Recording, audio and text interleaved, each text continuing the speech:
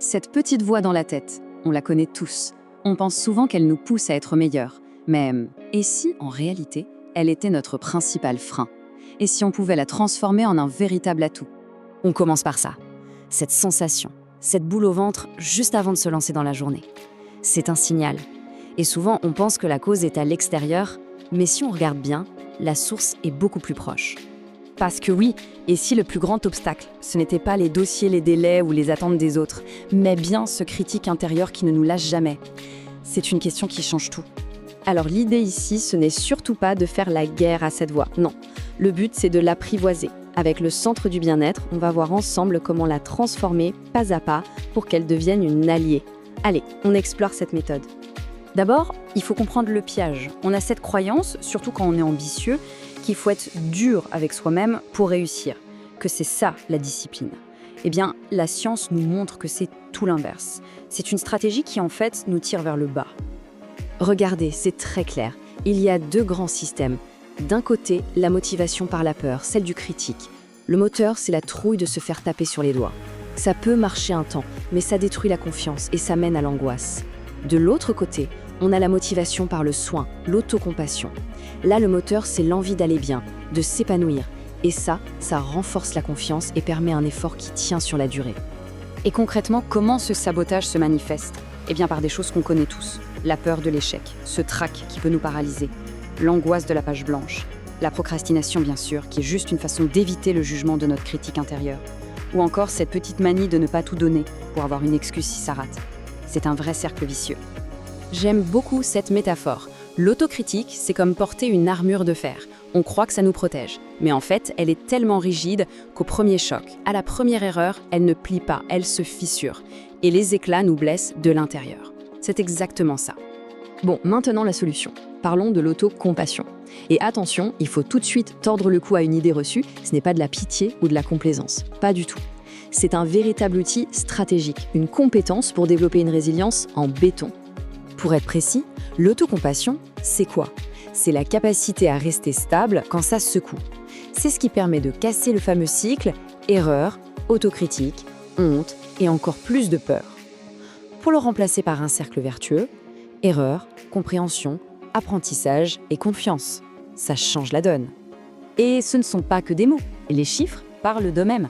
Des études très sérieuses montrent qu'un haut niveau d'autocompassion peut réduire le risque d'anxiété et de dépression jusqu'à 50%.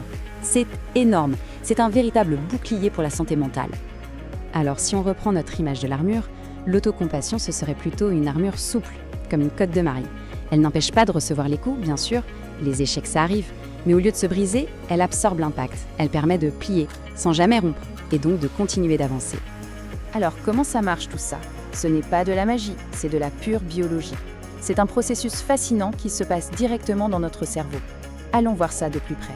Tout part d'une petite zone qu'on appelle l'amygdale. C'est notre système d'alarme interne. Quand on se critique violemment, c'est comme si on déclenchait cette alarme en permanence. Le cerveau se met en mode danger. Il libère les hormones du stress. Il se prépare à combattre ou à fuir, même si la menace, c'est nous-mêmes.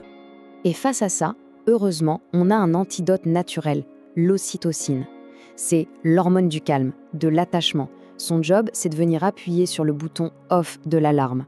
Elle apaise le système nerveux, réduit la peur et l'anxiété. C'est un véritable baume pour le cerveau. Et voici la réaction en chaîne, c'est très logique. Quand on pratique l'autocompassion, on active notre système de soins et d'attachement. Ça vient directement calmer l'amygdale, notre alarme. L'alarme s'éteint, ce qui déclenche la libération d'ocytocine. L'ocytocine fait baisser le niveau de cortisol, l'hormone du stress. Et au final, qu'est-ce qu'on ressent? Un sentiment de sécurité intérieure.